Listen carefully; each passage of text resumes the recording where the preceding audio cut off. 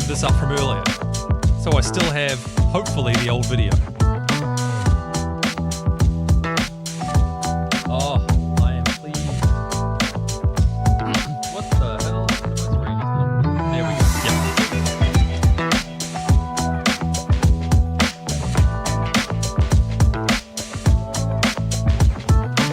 Short forecast this afternoon. Strong and humid northwest flows developing over the South Island, bringing heavy rain to many areas, but starting in more detail with Northland to Waikato. Also, Coromandel Bay of plenty and so forth.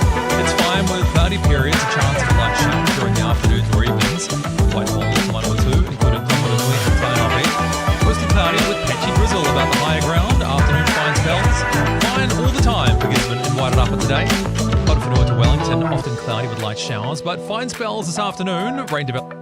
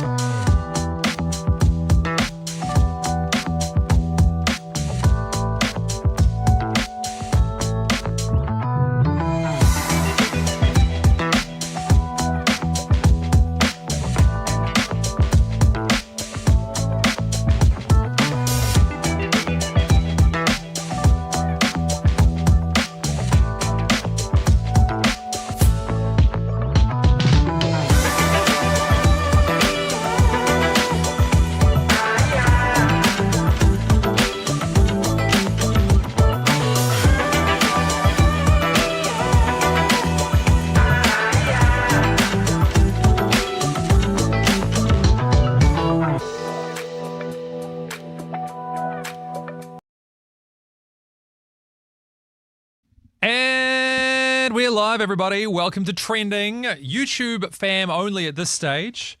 We'll try and bring our friends on Facebook into the convo a little bit later on.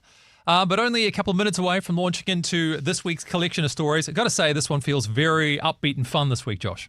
Yes, as opposed to potentially some previous shows where we've been a little bit downtrodden. Yeah, a little bit dark. Which, that's the nature of life, not complaining. Mm-hmm. We don't want to promote toxic positivity around here. How long do you think we have? Do I have time to shoot out and get some water? 3 minutes? Yep. I reckon you do. Make it quick. Make it quick. If you see Owen out there, let him know. Exactly. Owen's our technical guy, by the way. So he is, lovely. He's aware and he's looking into it. You are the best. So Owen's our technical guy who helps us stream on Facebook. You are the best. This is me messaging him. Marvelous.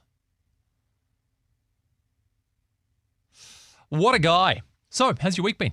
Join us in the chat. As always, we'd love to hear from you today. Let us know what's going on, what stories will resonate the most with you. It's great to have this network of friends who kind of follow the show and just let me know if anything is going wrong from a viewer side, so to speak. Messages abound today. What can I tell you? Andrew Garfield. He's pretty early on in our search terms for this week, but this is just delightful, is what it is. It's charming and delightful and feels good, and I think that's wonderful. So I'm looking forward to bringing that story your way very shortly. Owen and the team are aware and are looking into it. Oh, good. What a guy. Shout out to Owen.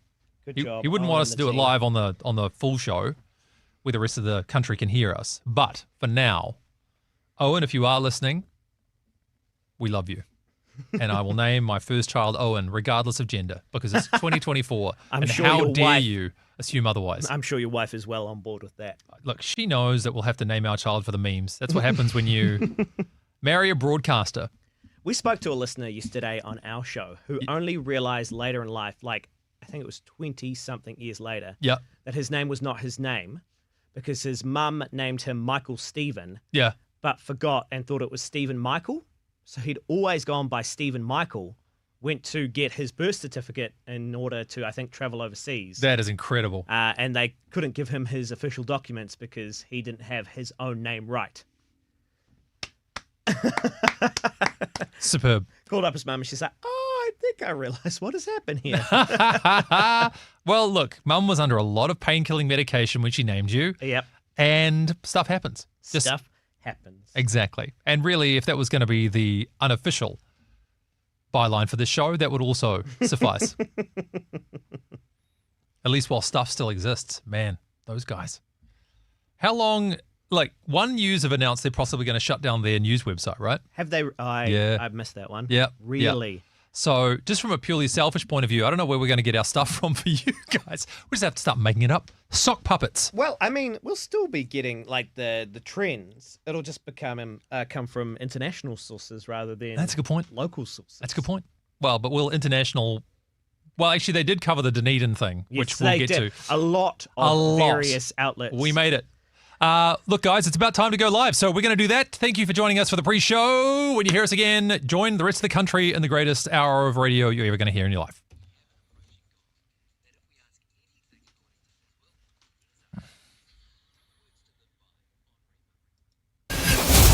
Live on air and online. Trending with Andrew Curtis. No, my, hi to my. Good afternoon, everybody. Welcome to Trending. It's Wednesday. It is a little after 12 o'clock. And it's our time again. Kia ora, talofa. It's our time, a special time of day. We're going to go through the news headlines from the last week, but not the ones that were leading the nightly news bulletins. Not the ones that were necessarily the ones leading our half-hour bullet points on the radio. Instead, these are the ones determined by your Google searches, your internet activity over the last week. Is there a discrepancy? Are you in for a few surprises? I can tell you right up front, yes you are. Though, if you're more savvy about pop culture, I don't know if the number one story will surprise you, but that's a journey we're going to go on. And so this is a show for you and about you, so you may as well be part of the conversation, right? And this is where producer Josh comes in. Yeah, we would love for you to get in touch via the chat, of course, if you are watching on the stream, either on Facebook, hopefully, we're having a little bit of issues, but definitely up on the YouTube if you do want to watch. Find both links at rema.co.nz. But of course, you can also text on through anytime, 8168 keyword REMA. Now, look, I've gone through these stories already, of course, and, Josh and I select them week to week.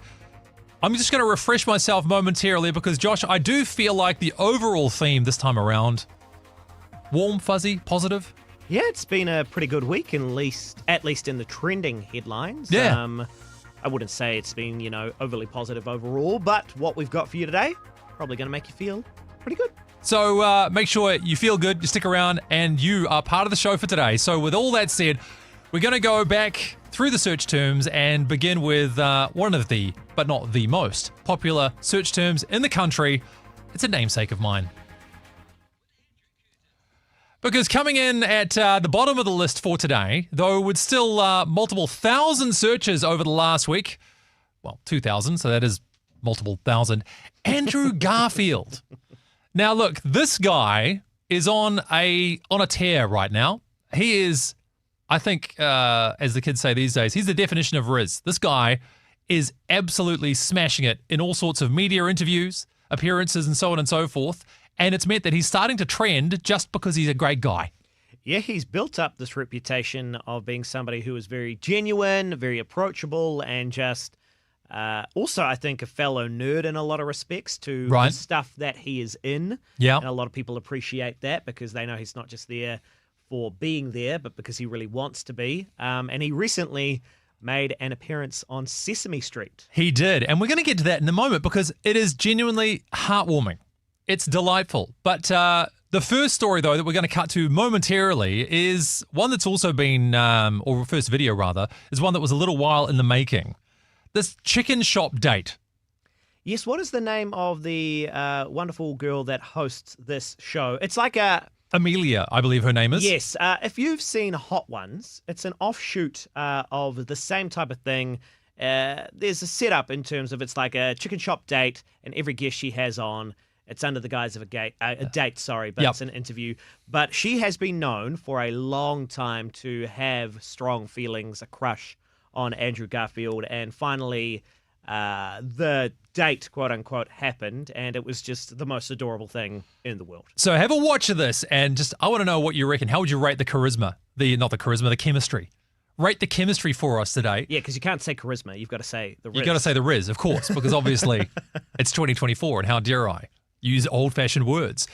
Have a look at this one, the first clip we've got from the chicken shop date with Andrew Garfield and Amelia de Moldenberg. Snappy last name. Have you ever been on a date with someone to watch your own movie? Most of my first dates are... What? Like, Seriously? Yeah. No, of course not. Okay. You like the ginger bear? Yeah. I hate ginger bear. It's so funny because it's like I go to a place and then you're like, no, we're not going I knew there. you would do this. What? Do what? I knew you would do this. Just be aware I of knew you would all do of your this. moves? Yes. I knew you would do this. Do you hate it? No, I don't. I think it's fun. Does it But I frustrate know... you? No, it doesn't. People must have done this with you. You do it when I've seen you before. Yeah, because I'm really a fan of what you do. I like it, actually. I'm into it. What, you do? Yeah, because it's funny. Like, it's funny someone... Seeing you. Seeing what I'm doing. And naming it. And naming it. And calling you on it. Yeah. And you go slightly red. What? So, the chemistry. What do we reckon? Should we ship them?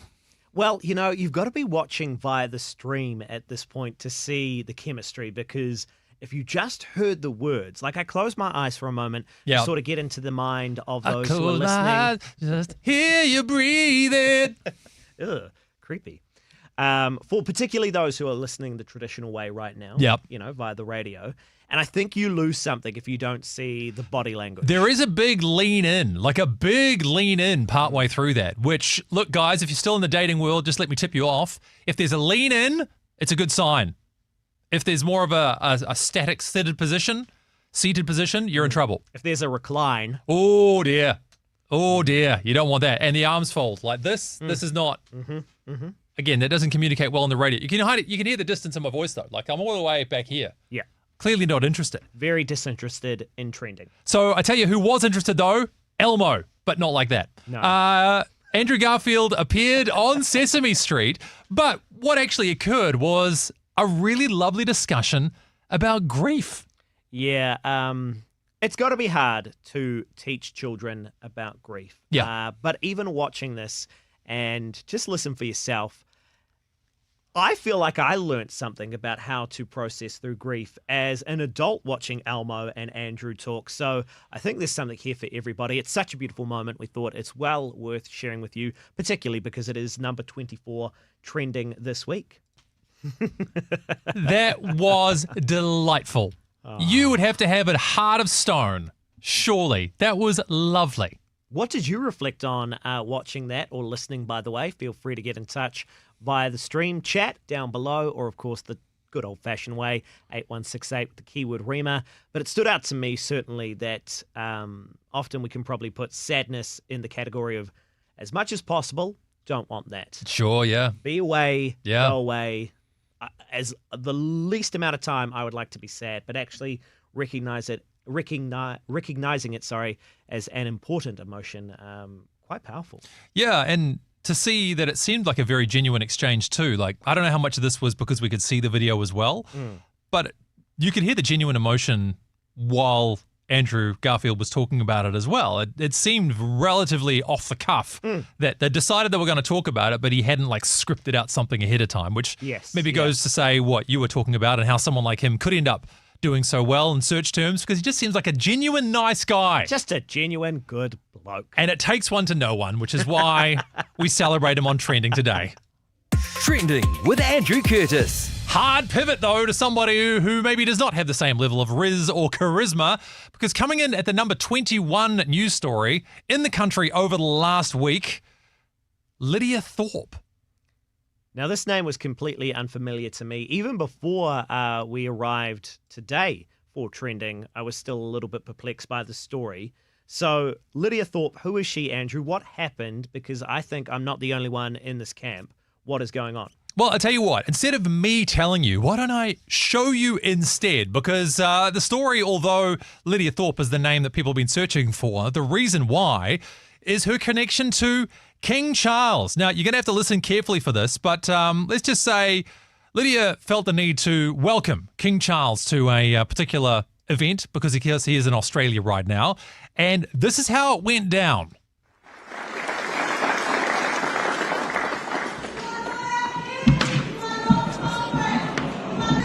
Give us what you stole from us! Our bones, our skulls, our babies, our people! You destroyed our land! Give us a treaty! Scotland! This is not your land! This is not your land! You are not my kids! You are not our kids! I wanted to send a clear message to the King of England that he's not the king of this country. He's not my king. He's not sovereign. We are sovereign. To be sovereign, you have to be of the land. He's not of this land. We have been demanding a treaty for decades and decades. There is a sophisticated genocide going on against my people. We have almost 24,000 Aboriginal and Torres Strait Islander children that have been taken from their families. We have over 600 deaths in custody with not one officer ever being held accountable or responsible. We have the rape and pillage of our water, of our land. We have mass incarceration and mass suicide rates in this country. How can he stand up there and say that he's the king of our country? How indeed. So, in case you're wondering, that is Lydia Thorpe. There you go. What are your thoughts? 8168 with the keyword REMA, or of course via the stream if you are watching. Let us know below in the chat. We did say this was going to be a warm and fuzzy show. I will say we didn't include this story in that warm, overarching fuzzy description. But look, a necessary conversation that we even continue to have in New Zealand. I think what stood out to me in her comments was this idea of sovereign, because we actually had this discussion in New Zealand in the last month or so.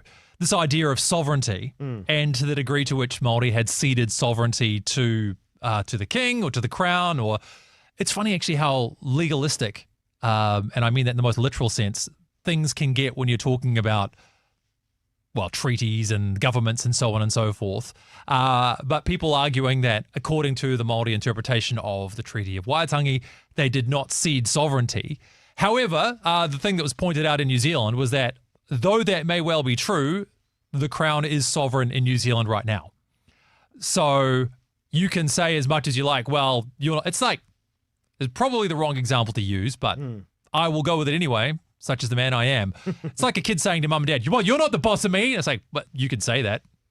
Yeah. But, if you transgress, you will receive the penalty, and you can't say, well, I don't recognize your authority, because it just doesn't work like that. Yeah, well, it does, though, eventually when you get to maybe an age like 18, and maybe that's the distinguishing factor here. Yeah, within your family. But, I mean, if you are, say, within New Zealand, because we've had this as well, too, the sovereign citizen movement, people who are trying to place themselves outside of the realms of government by saying, well, I do not accept, I do not recognize, therefore I am not governed by you. Everyone who has attempted to do that in a legal setting has found that, in fact, you can say what you like, but you're as subject to the rule of the Crown as anybody. How would you respond then maybe to this text that came through, Andrew, from Mary, that says, I agree with what she is saying, but not her method? Yeah, that's very interesting, isn't it? I'm admittedly on the fence with this kind of thing because, yes, it makes you feel awkward and uncomfortable, but to do those things civilly and quote-unquote properly often doesn't get attention either. Yeah, the power may be lacking. So, I mean, to be honest, the thing I liked about this, I'm going to compare this to a protest that I do find completely worthless, and that is the Just Stop Oil people who sit in the way of traffic. Right. Right? Those people are idiots because all you are doing is annoying people, and you are inconveniencing those who may otherwise support your cause if you are able to present it in such a way that could get them on board. You are not endearing anybody to what you are actually trying to proclaim. You're in no way confronting the power structures that you say you are opposed to. You are just, I mean, to be honest, to me it looks like you're just baiting reaction for clicks. Whereas in this case, I mean, that, dare I use the term on Rima, is ballsy. Like, to go up to the King of England. Now, admittedly, a few hundred years ago you did that, you would never see or hear from her ever again. But to go up to the King of England... You might see her head somewhere, but... that is true. Anyway. You'd see part of her over here and the rest would never be found.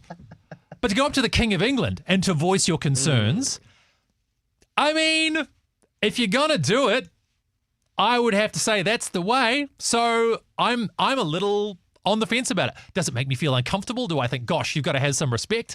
I mean, sure, maybe a little me, but then I'm also like, well, if you want to challenge somebody like this, what are you going to do? Make an appointment and say, excuse me, I'd like to come and see King Charles for, do you have a break between 1 and 1:30? I would like to voice my displeasure at the sovereignty of the Crown and the history of Australia and the treatment of Indigenous people. Thank you, I'll bring a cup of tea. Like, it's just not... It's not going to happen. It's not going to happen. And then what are you going to do? You're going to sit there and be like, I don't like what you did. He's like, okay. That's how King Charles talks, by the way. Okay. So I'm actually okay with it.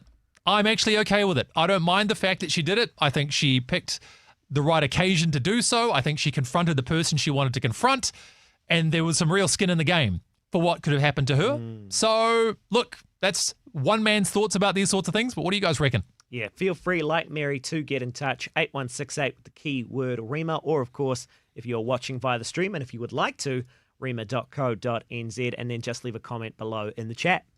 Trending with Andrew Curtis. And now back to the warm, fuzzy, or just plain ridiculous. Usually, as New Zealanders, we get very excited when our country is reported on in the news, usually because it's Lord of the Rings related. Even though the movies came out 15, 20 years ago now, there'll be something about the scenery, something about, a great place to live, raise your family, blah, blah, blah, blah, blah. And we're like, oh my gosh, the world remembered we exist, like a really insecure child. The point is, we were in the news all around the world over the last week, but the reason, oh my gosh, once again, before I sully the conversation with my own thoughts, check out this coverage from ABC in Chicago talking about Dunedin Airport. One airport in New Zealand is putting a timer on those long goodbyes. Signs posted at the drop-off area at an airport in New Zealand let people know they have just 3 minutes to hug their loved ones. For those who want more time, the airport directs people to the parking lot where they can get 15 minutes to hug it out. So there has to have been an issue here, right? Like, why would Yes, you I've randomly... seen it. What Have you is seen the it at issue? O'Hare? No. Oh is my that O'Hare? God, yes! What is the Yeah, all right, issue? so you're pulling up to the drop-off, and, you know, like, it's understandable, like, you got people that are, like, pulling out the luggage out of the car. Sure. But I've seen people, like, straight up hold each other. And I get it's a really tender moment when you're saying goodbye to somebody. Yeah. Yes. But the holding, the sobbing, I saw somebody making out. Wait, And I'm this like, is at hey, Wait. hey. Because you're trying to pull in. Because you're so trying to you can- pull in to unload your car, Hang on, and I'm just- waiting for you. Hang on just one solid minute. We're talking about the O'Hare where I pull up to get my parents and 2 seconds I'm getting yelled at. This That's is the same exactly, O'Hare? yes. 2 seconds It's- I get yelled at by the cops. 2 seconds. And they're waving you along. No, they come right up to me, knock on the window, tick, tick, tick, tick, tick, tick, tick. Move. Oh. It took me all of 2 seconds to pull up, hit the brakes, and they're yelling at me already. And you're telling me people are making I out. saw somebody making Maybe it was out. Midway. Were you at Midway then, you It think? wasn't, no. It sounded like a live air therapy session, so we're going to leave that and come They back to our really own like coverage. started to process through their own emotions. For the record, O'Hare Airport is the airport in Chicago. In case you're wondering, when they're talking about O'Hare, that's what that O'Hare happens to be. But nevertheless, there we are, looking at this story from Dunedin Airport. In fact, if I just go back to a still at the start of this, if you're joining us on the stream, we'll bring up a picture of said sign. Max hug time, 3 minutes. Picture of some, well, stick figures effectively, or what would you call that? They're a bit chunkier than a traditional your stick. classic bathroom symbols. Yeah, that's right. You know Don't think what I about mean. that too hard. Yeah. For fonder, and then it says, for fonder farewells, please use the car park. So, where to begin, Josh? Okay, I understand the issue. Right. You're clogging up, you're congesting the departure lounge or wherever you are, Sure. and so they're looking to quell this. However, Yeah. you can't. You can't do this. Nah. I mean, the reaction is such as proven Yeah. that what? There are some logistics in this that have not been thought through. And one of the things that you need to consider, which is true, by the way, in typical law in New Zealand as enforced by the police, is enforceability. Yeah. I want you to imagine right now the ad that's going up on seek.co.nz right now. Dunedin Airport seeks hugging monitor. Do you feel no sense of shame in breaking up emotional fond farewells? Do you have the emotional intelligence of a pet rock? We need you to come and shatter those gentle moments between departing relatives and loved ones. Apply within. What's going to happen? This is logistically how this has to work, by the way. If this is going to be enforced, I figured it out at Dunedin Airport, so you're welcome. You know when you go to those car parks Yeah. and they say there's a certain limit on time, and there are little sensors at each car park. Yeah. So that when a car park's over, usually there's like a red light. Well, it goes green, goes to red if there's a car in it. Yeah. And then that'll be the thing that tells the car park powers that be how long you've been in that park and everything, right? Yeah. You are going to need to establish farewell bays at the airport for people to walk into, to embrace, so that they know when you've been there for 3 minutes. Otherwise, you will need a legion of people with stopwatches as every couple turns up, or family unit, and then your question starts to become, what if there are 5 people? Does that mean you get 3 minutes per person? Therefore, that group gets 15 minutes. Or is it 3 minutes dispersed across the number of people that are part of that group? And how do you determine the size of the group? Is it the number of cars that turn up when people get out in the first place? If there are 3 cars, is that 3 lots of 3 minutes? Or do you figure out that the 3 cars are part of one traveling group, therefore it's still only 3 minutes? You have not thought this through at all. Do you think if you do get the job as hug attendant or whatever Right. it is, Yep. you come equipped with a crowbar? You just, you know.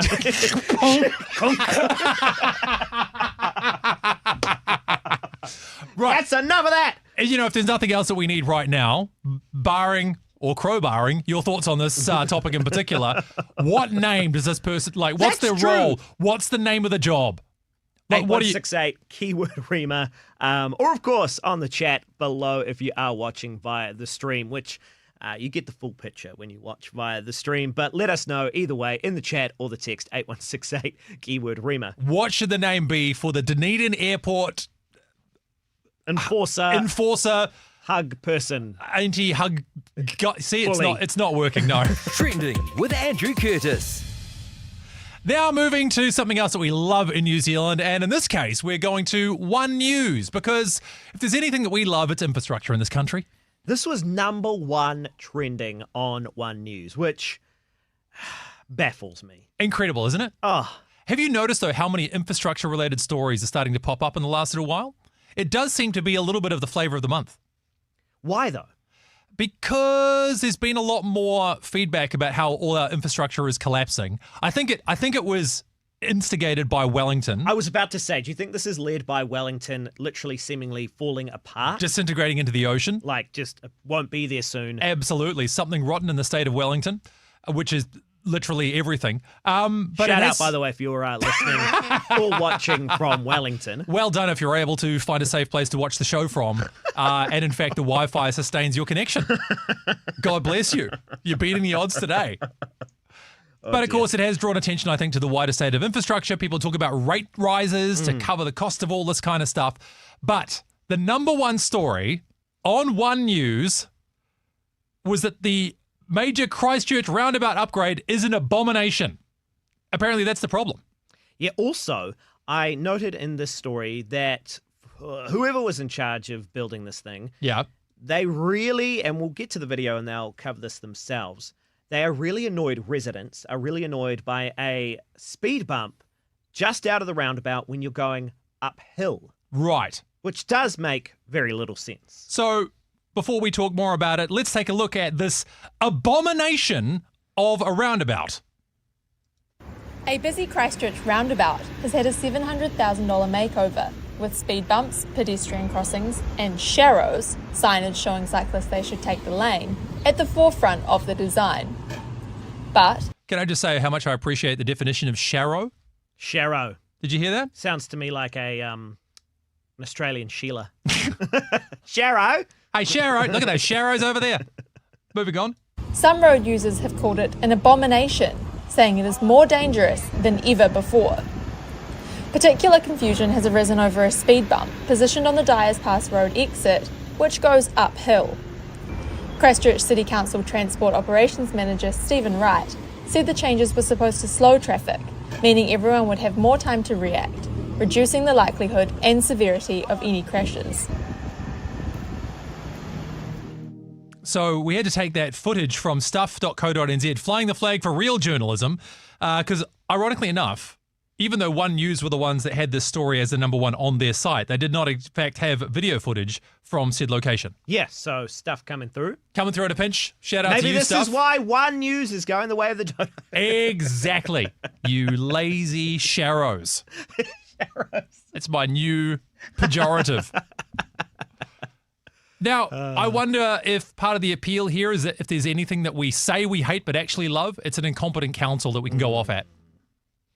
It's a great way to also blame the current government for not doing their job, isn't it? Oh, absolutely. Because here's the thing. Look, I might be wrong about this, but I'm willing to bet for those of you who are listening and joining us on the stream right now, do you know where the government responsibility ends and local council begins? Oh, yeah. Because I do not. Yep. I don't know who to blame for a lot of stuff. How much stuff that the council does do the governments get blamed for, and maybe vice versa. I don't know. I just know they exist, and every now and then they send me a voting paper that I throw in the bin. That is my involvement with local government. Am I wrong about this? Who did you vote for in the local government elections, Josh? Exactly. Who was running?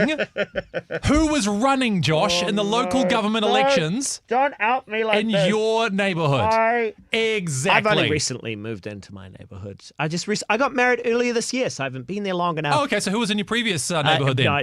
Who was the previous one then? It was the same Man of neighborhood. the people? It was the same neighborhood. Too. Exactly. So it's an abomination is the moral of the story, though, that roundabout. An abomination, they say. Yeah, I mean, strong words, but gets the clicks. Exactly. Maybe that's why. Justified? #1 trending. Maybe. Hey, if you've seen that particular roundabout, we want to hear from you exactly. Like, have you experienced this Dyers Pass, Kashmir, Colombo, Centaurus Road roundabout? Would you use the word abomination? Is it too far? Although, I want to actually go back to one of our previous stories because we did get a text that came through. Go for it. drone hug attendant, Ooh. which dive bombs flagrant behaviors, or a robot which runs over to the huggers. Using a drone would be clever, actually, because then you're not risking personal offense. It's like it's a robot that's doing it. Also, if you're in that mode of hugging and it's a tender farewell and all you have next to you is a zzz constantly from a drone, Sure. it's going to kill the mood. Well, you'd also need something stronger than just a zzz, wouldn't you? Yeah. You would need, dare I say it, tase them. You'd need to tase people. Or thank maybe you to that person who texted on. Maybe a little water pistol, like when you're trying to get your dog to misbehave. You just stop it. Get on your plane. Stop it. Trending with Andrew Curtis. Still open to more names on this title, by the way. This is regarding Dunedin Airport and their hug warden. Yeah. Well, I mean, we are assuming they have to have somebody to enforce. Well, you would have. But what's the point otherwise? What's the point otherwise? Because the signs will just be ignored. Exactly. It's like when you realize there's a car park in your area that says towaway area, but nobody ever actually checks it. And then you know. Yep. You know exactly what I'm talking talking about. Until that one day, though. Well, yeah, but until that day, then we're like, well, I had no idea. There was no way to know. So let's move on then to our sporting story. Now, this one comes in at number 11 and number 13. Unlucky for some. However, not for good old Team New Zealand, because America's Cup race and America's Cup today were the number 11 and number 13 stories over the last week. A moment to celebrate, Josh. Well, I was a little bit worried, weren't you, when we the comeback looked to begin. Oh, yeah. And it was like, it's going to be a repeat of, well, let's not talk about it. Oh, yeah, when we were up 8-0 and then just blew 9 in a row. Yeah. Dean Nearly Man Barker. What a legacy to have. Poor Dean. Like, bro, that you gotta guy. feel for that guy. He's either the most resilient man in the world or he's hanging on by a thread. Well, look, he was blessed, shall we say, before he became the captain of Team New Zealand. Yeah. He had a blessed life. He's, wealthy. He's not. Oh, you got to play the whole white privilege card. Is that what you're saying? He doesn't deserve to win because he's a wealthy white guy? I am How not saying. dare you? I'm not saying you he are didn't saying deserve. that. No. You said. No. You said. My assertion is that it's not like post that he is going to be in ruins. I mean, do we know much of what our current skipper's background was? He's just a good Kiwi lad. That's what we know. Just a good down. He's on the farm. He grew up on a farm in the shadow of Colin Meads. Anyway, here's the moment that we won the America's Cup, or at least Team New Zealand won it for the 3rd time in a row. The three-peat is complete, and Emirates Team New Zealand win the Louis Vuitton 37th America's Cup. Props for a Kiwi trying to say Vuitton. Vuitton. The Louis Vuitton. The Louis If I Vuitton. mumble it, they won't know. Anyway. Man. 2, 1. Beautiful, boys.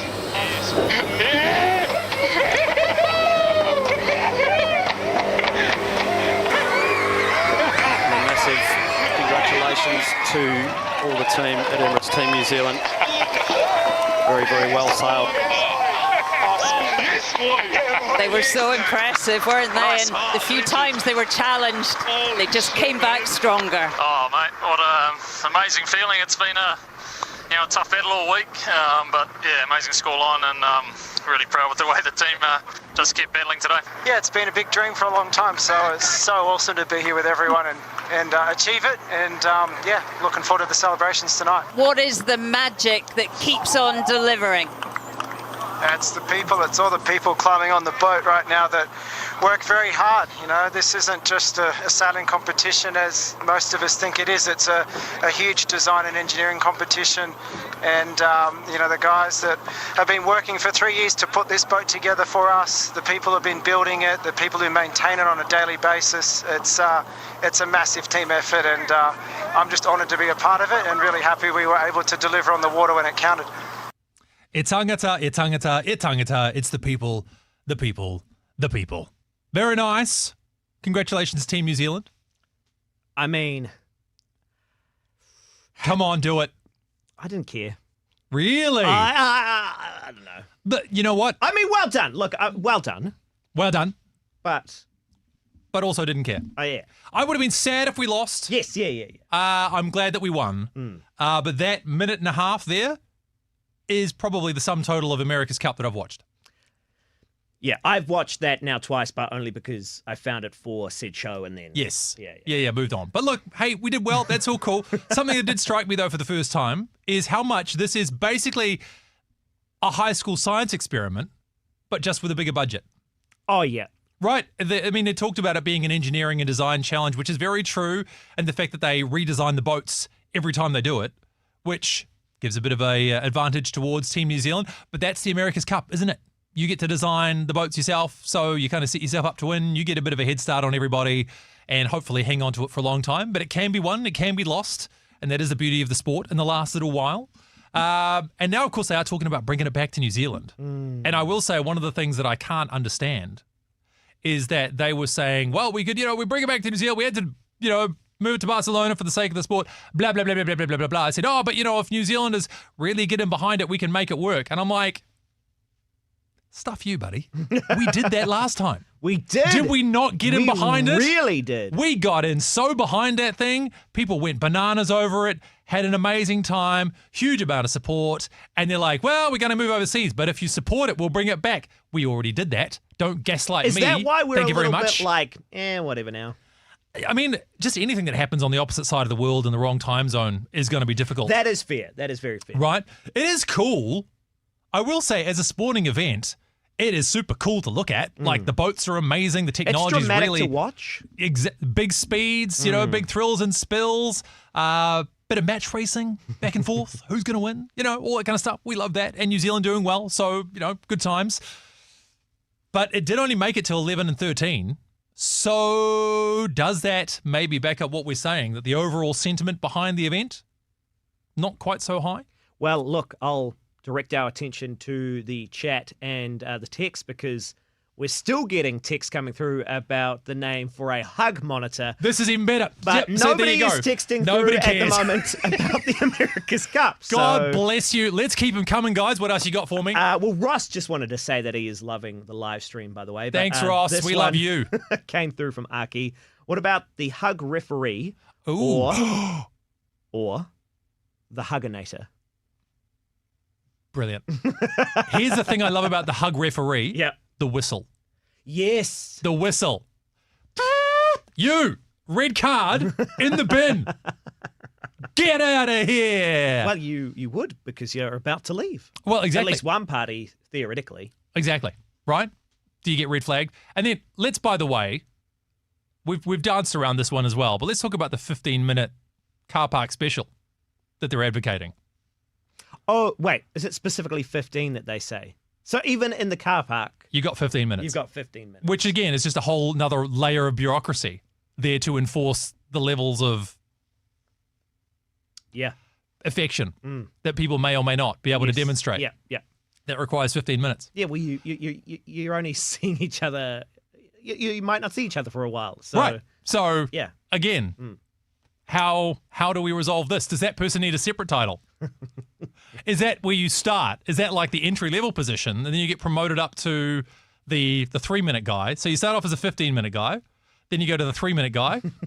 What's the level beyond that? I mean, I imagine you're like, because I think of an airport, right? You're up in a tower. Oh, you'd have to be in a tower. Absolutely. You're like, you talk about the referee with a red card. Yep. You're the third match official. Yep. You go to the monitor. Actually, I'm going upstairs.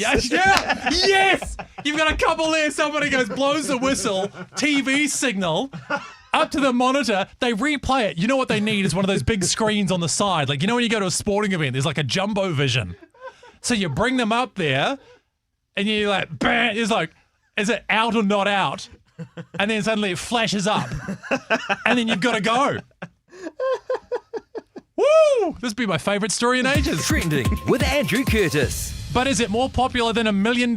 Some would say no, it's not. Now we're going to CNN in the US for this one. Admittedly, this was the number 2 story on CNN, but when I saw it, I thought to myself, only in America, and long may it stay that way, because one of their favourite people, their favourite sons, is in fact an immigrant. From South Africa. Depends who you ask. That is so accurate. The best thing about Elon Musk is how polarizing he is. He has single-handedly made environmentalists go cold on electric cars. Incredible. Incredible how he's done it. But nevertheless, he's come up with a remarkable way of getting people to register to vote. And, well, have a listen to this one from CNN. Elon Musk giving away $1 million a day? Heck, I'd go American for that. The world's richest man has an idea to engage registered voters. Cold, hard cash. We're going to be awarding $1 million to randomly to people who have signed the petition every day from now until the election. So that's Elon Musk, obviously, trying to get signatures for a petition that, in his words, supports the First and Second Amendments. So his announcement over the weekend in Pennsylvania has a state's governor wondering if that is even legal. CNN's Marshall Cohen is joining us now. You've been looking into this. First off, walk us through, Marshall, exactly what Elon Musk was offering in exchange for what? So, what did the people have to do to even be a part of this? Sure, Amra. It might not be legal. Just let's get that out of the way. And I will explain why. But I want to be very clear before we get into the nitty gritty. I'm not saying Elon Musk is going to be locked up or put on trial anytime soon. What we're saying is that some very respected scholars who study election law for a living saw what Musk did and immediately raised legal objections. So you just heard that clip of Musk saying that the prize, the $1 million prize, will be given to people who sign his petition, which, as you mentioned, was affirming your support for the First Amendment and the Second Amendment. Sounds harmless, but that's actually not all you need to do to win the money. If you look at the fine print on Musk's Super PAC website, it says you must be a registered voter in order to sign the petition, and that you can only win the $1 million if you live in one of the battleground states like Pennsylvania and North Carolina, etc. That's the problem, Amara. We spoke to a bunch of experts, and they said that federal law makes it a crime to pay people to register to vote. You can't give them money or a chance to win money through a lottery. Here's what the law says. I will read it to you specifically. Quote, whoever knowingly or willfully pays or offers to pay or accepts payment either for registration to vote or to vote can face up to 5 years in prison.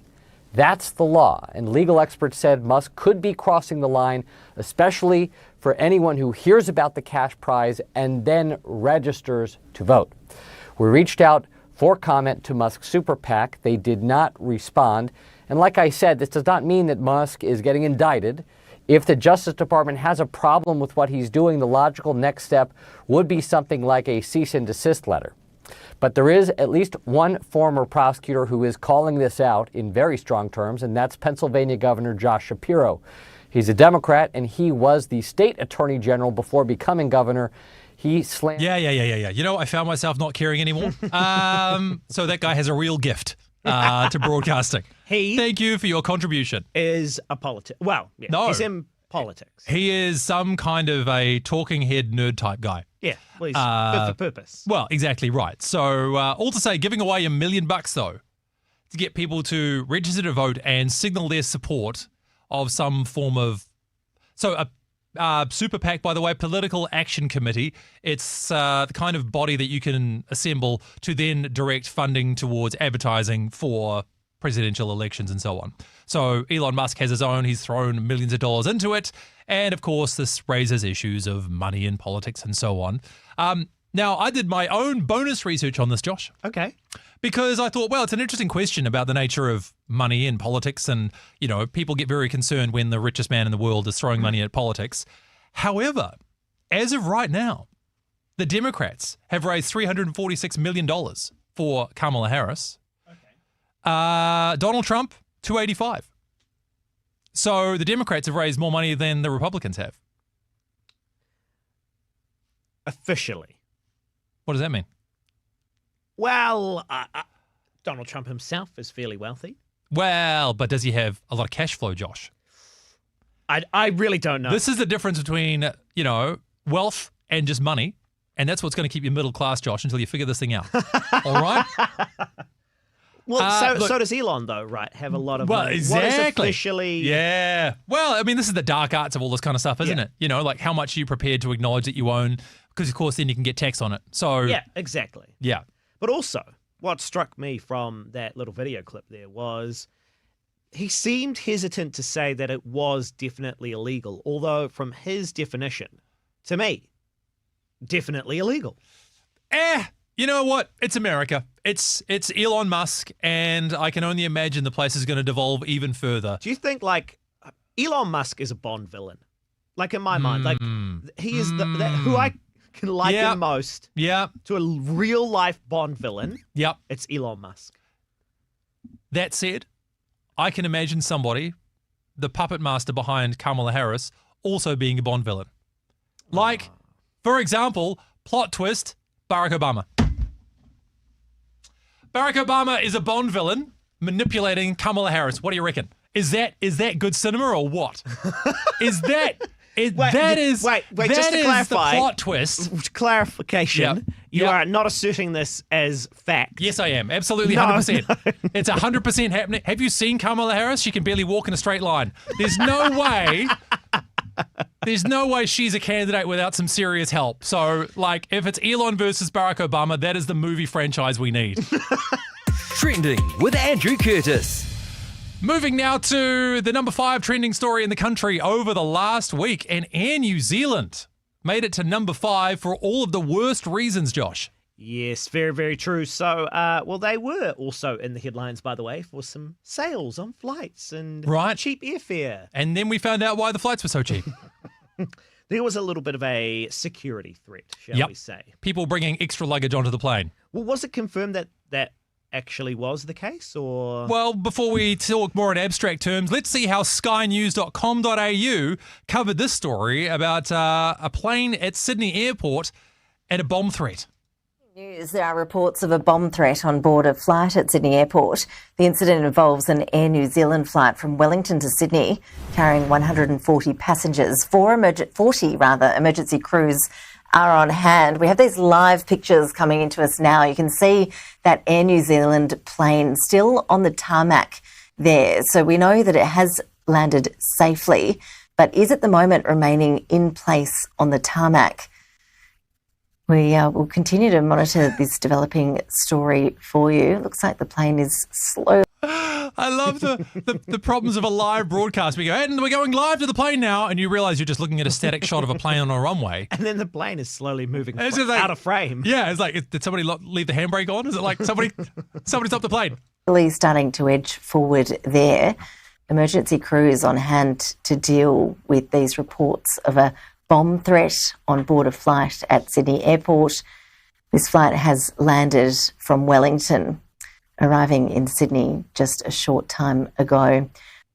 So that was the story. And it was one of the reasons why Air New Zealand found itself in the trending news because, well, it turns out there may or may not have been a bomb on board. Turns out there probably wasn't. Yeah, well, Well, thank goodness as well. Oh, exactly. Absolutely.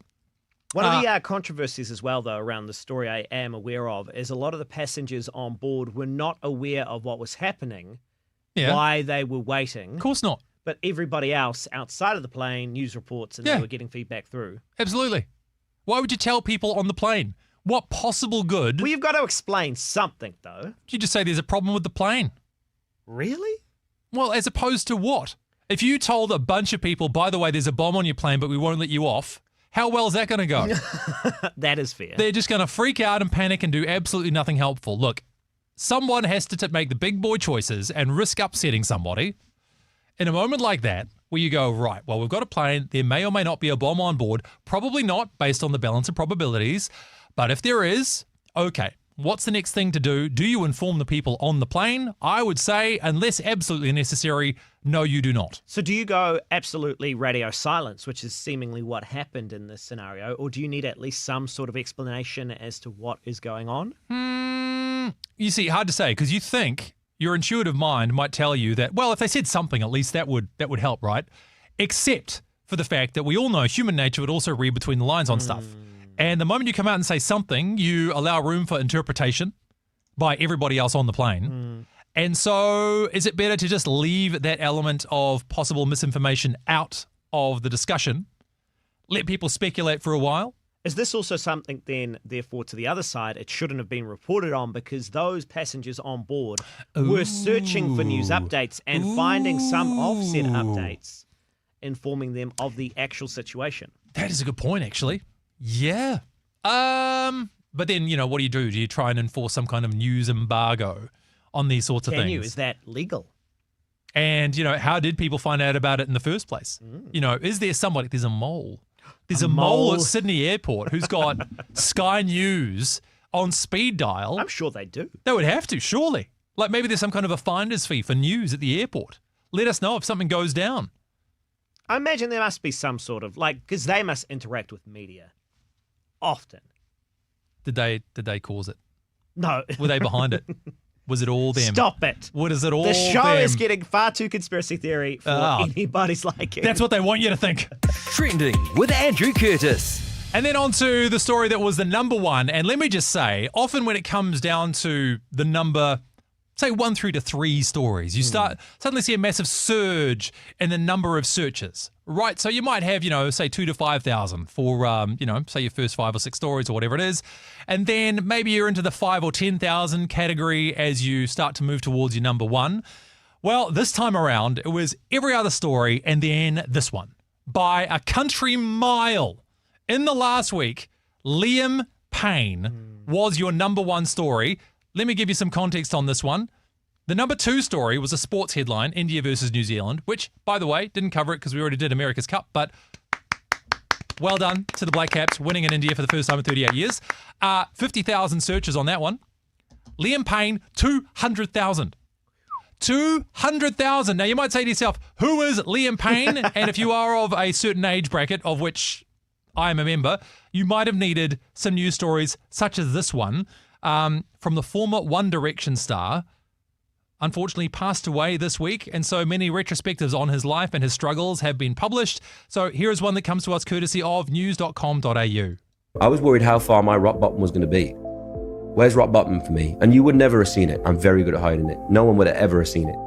But rock bottom, I don't even know if I hit it yet. The tragic cause of former One Direction singer Liam Payne's death has been revealed. The singer was found dead at the Casa Sur Palermo Hotel in Buenos Aires, Argentina, after falling from a 3rd-floor balcony. Authorities confirmed that Payne fell approximately 13 to 14 metres and suffered injuries incompatible with life, according to Alberto Crescenti, head of the city's emergency medical system. The exact circumstances surrounding Payne's fall are still under investigation, and an autopsy is expected to provide further clarity. Momentary interruption. I'm sorry to break the vibe on this one. The vibe. Josh, I've talked about this a few times now. What is it about this story that is different from all the other ones we've watched so far? AI. No. No? No. You don't think that's an AI voiceover? I mean, it might be, but that's not the main reason When you I stopped say it. autopsy like that, how she said autopsy. That I'm is true. Incidentally, too, injuries incompatible with life. That's a heck of a euphemism. Oh, no, I know what you're getting at. What? Music. The music! Music. The music. I'm training you all right now. You are welcome. Listen out for it. Whenever you listen to a news story that has music, get suspicious.